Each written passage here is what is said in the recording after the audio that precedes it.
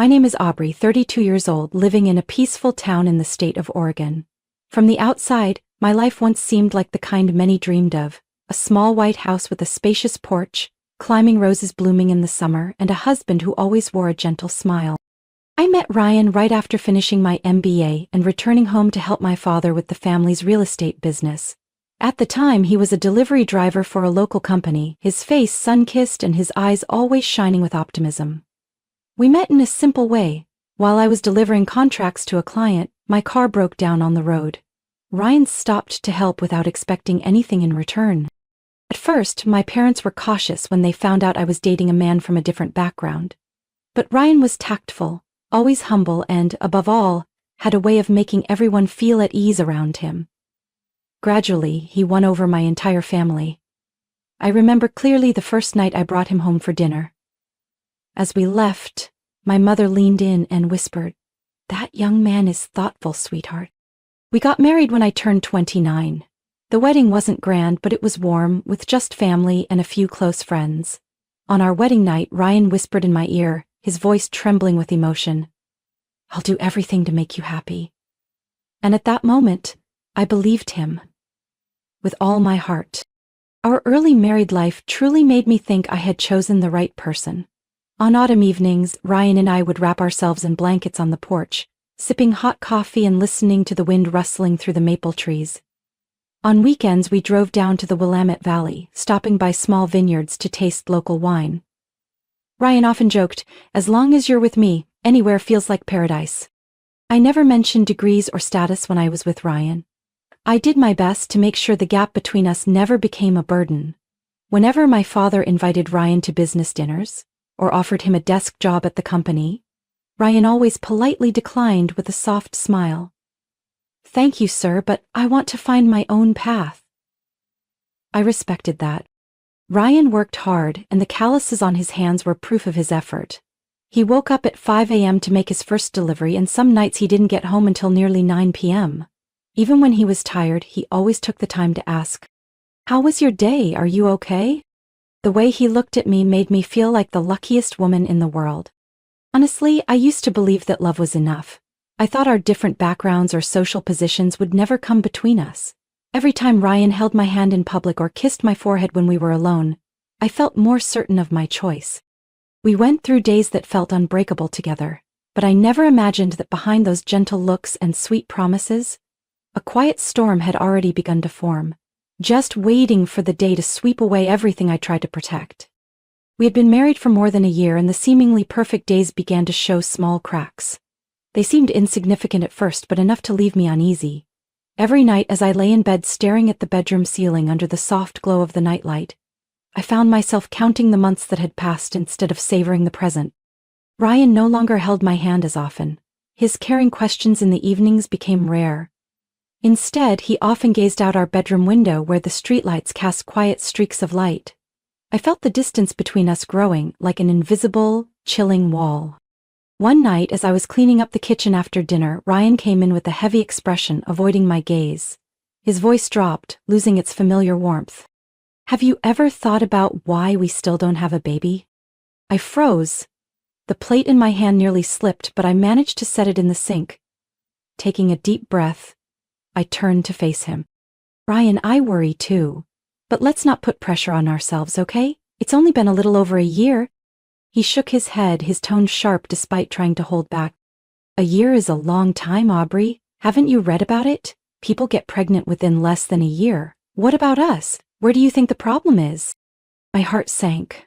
I didn't blame him for worrying. I had spent many sleepless nights quietly counting days myself. But the way he asked, as if blaming me, left me choked up. I chose my words carefully, keeping my voice steady.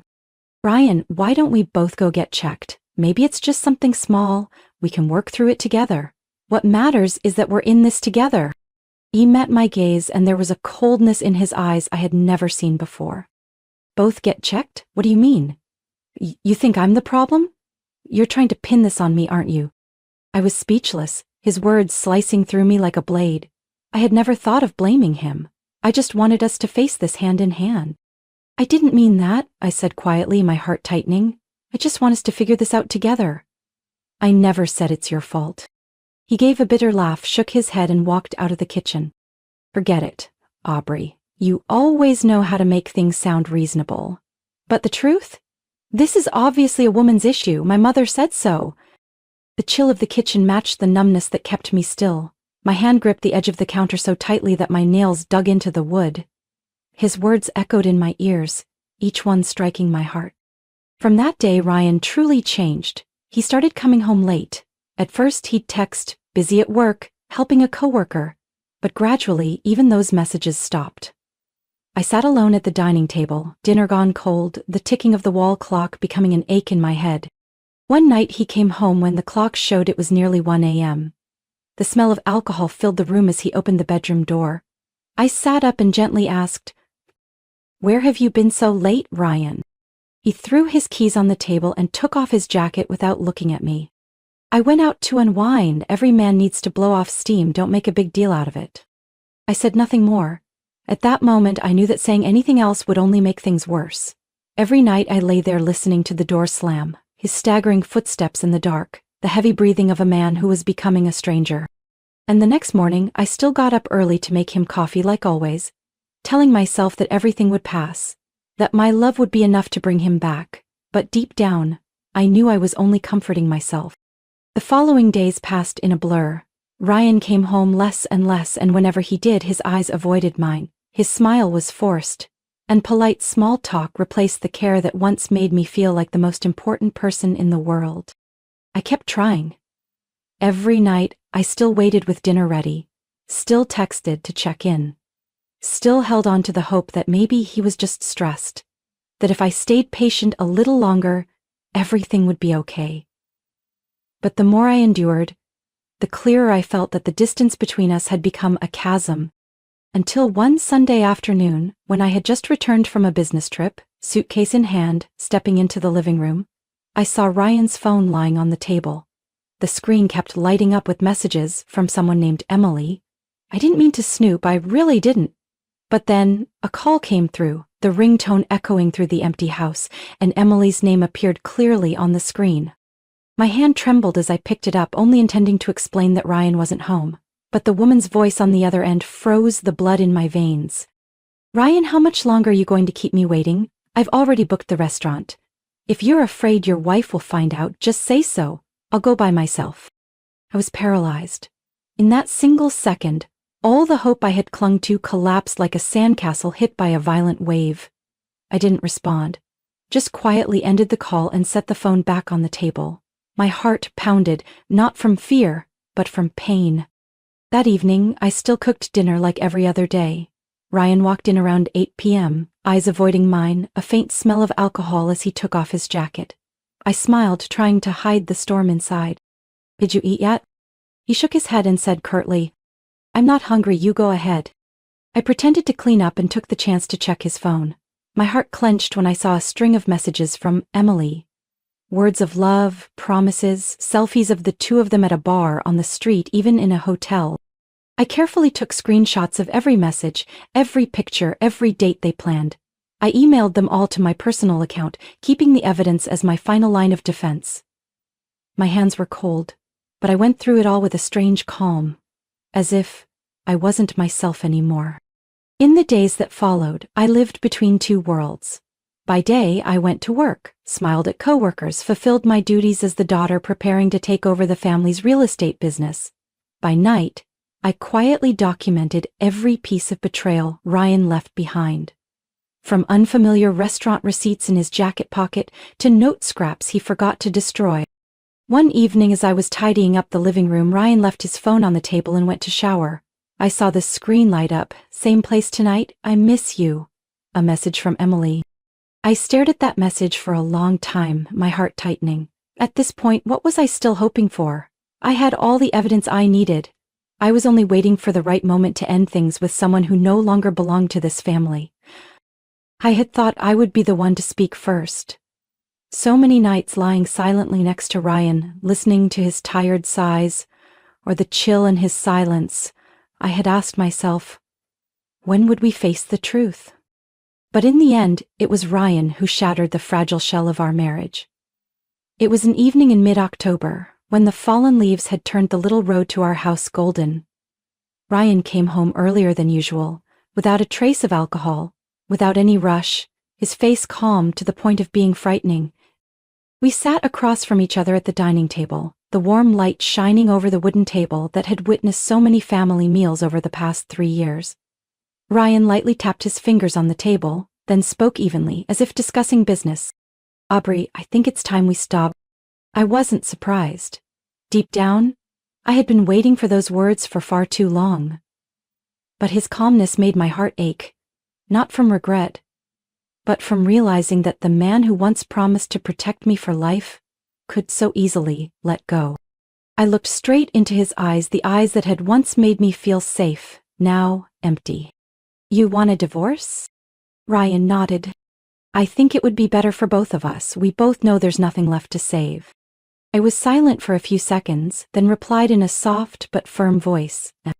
"All right, go ahead and prepare the papers." Maybe Ryan hadn't expected me to agree so quickly. I saw a flicker of confusion in his eyes, but he quickly regained his confidence. "I'll handle it. I don't want to drag this out or make it hard for you." I smiled. A smile I wasn't even sure was sad or relieved. "Don't worry, I don't want to keep anything except my dignity."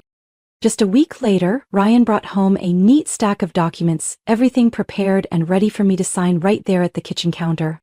"I'll move out. You can stay here without worry." I shook my head. "No need. I'll go stay with my parents for a while. I don't want to stay in a place filled with memories that now only feels empty." The day I left, a light rain fell, the droplets clinging to the window like forgotten tears. I packed my things in silence. No tears, no blame, just a strange peace settling inside me. My parents welcomed me back with warm embraces and worried eyes. Even though I tried to appear strong, I knew they saw the deep fatigue etched into me. My mother held my hand for a long time as I sat at the dinner table that evening, our first meal together in years, with me returning as a woman who had just lost her home. My father, stern and quiet, simply nodded, but his gaze carried silent love. He spoke only one short sentence, but it was enough to make me feel I wasn't alone. "You did the right thing." In the days that followed, I buried myself in work. I took on more projects, refused no meeting or business trip. Each morning as I stepped into the office, looking at the blueprints, plans, and contracts, I felt that I still had value, that I was still worthy of my father's trust, my colleagues' respect, and my own belief in myself. At night, exhausted in bed, I reminded myself, I was on the right path. I had chosen the road that gave me freedom. But deep in sleep, I sometimes still dreamed of those old evenings when Ryan held me tight and whispered promises he ultimately broke. The months after the divorce from Ryan passed like a fast-forward film, filled with scenes of relentless work and quiet evenings by my bedroom window.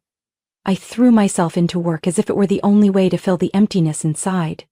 Each morning, standing before the mirror, I told myself, "Aubrey, you still matter. You still have a life ahead of you." My parents quietly supported me. My father, though a man of few words, waited in the yard every time I came back from long business trips, nodding once, his eyes full of pride. My mother, gentler, often left little notes in my purse. "You're doing so well, sweetheart. Don't forget to love yourself." The family company began trusting me with bigger projects. I joined the expansion of our office rental chain in the Seattle area, then supervised the construction of a new shopping center in Portland. Long meetings, site visits late into the night, they all drained me, but they also revived my spirit. I no longer whispered Ryan's name in my dreams. Instead, I dreamed of newly completed buildings, of teammates shaking hands under office lights. It was during that time that I reconnected with Colin, a former colleague who had left years before and now returned as director of a new branch. Colin was a few years older than me, tall with a calm voice and steady gaze that made people feel at ease. At first, I saw him only as a trustworthy teammate. We worked together on a project to develop an office complex in San Jose. Colin never mentioned my past, never pried about the divorce. He simply listened and offered thoughtful input, always respectful. Once, after a tense meeting with a partner, I stayed behind in the conference room, staring down at the lake outside the building, feeling strangely hollow. Colin quietly set a cup of hot tea in front of me, said nothing, and sat with me, looking out at the water. That silence meant more to me than 1,000 comforting words. Late-night work sessions gradually turned into simple dinners after hours. We talked about work, about Colin's favorite books, about trips I'd dreamed of but never taken. One late evening as we stepped out of the office together, it suddenly began to rain. He took off his jacket to shield me, then smiled and said, "Aubrey, sometimes life is like the rain. You can't avoid it, but it's warmer when someone walks with you." Those words made my heart stir after so many months of feeling frozen. We grew closer naturally, like breathing. No rush, no grand promises, just step by step. I felt cherished, heard, truly respected. Nearly a year after signing the divorce papers, Colin and I held a small warm wedding at an old church on the outskirts of town. That day my mother gripped my hand tightly, her eyes brimming with tears but filled with happiness. My father stood quietly, then clapped Colin on the shoulder. "Take care of my daughter." 3 months after the wedding, I found out I was pregnant. It was a morning in May, sunlight streaming through the curtains, and when I held the test result in my hand, I cried. Tears of joy, of relief after so many years of hope, disappointment, and hope again. Colin embraced me as I shakily showed him the result. He said nothing, just kissed my forehead and whispered, Thank you for believing in us." I knew I was truly stepping into a new chapter where no old shadows lingered, where love was built on the solid ground of empathy and companionship. Life with Colin brought me the peaceful days I had once dreamed of. We lived simply in a small house on the outskirts of Seattle, where in the mornings we heard birds sing, and in the evenings we walked hand in hand beneath rows of fiery red maples each autumn. At over 5 months pregnant, my health was steady and my spirit brighter than ever. It was Colin who suggested I take a break before the final stage of pregnancy, so we booked a getaway at a luxury resort by the San Diego coast, a place I'd never been but had long heard about. That morning, Colin and I went down to the hotel lobby for a late breakfast. The large lobby was filled with natural light, soft piano music floated through the air, and the scent of jasmine drifted from fresh floral arrangements everywhere. I felt truly fortunate. The old sadness faded like a distant blurry dream. But then in the moment I felt so light-hearted, a voice sounded behind me making me freeze. "Unbelievable. Aubrey, what a coincidence." I turned around, and just as the voice had suggested, standing before me was none other than Ryan.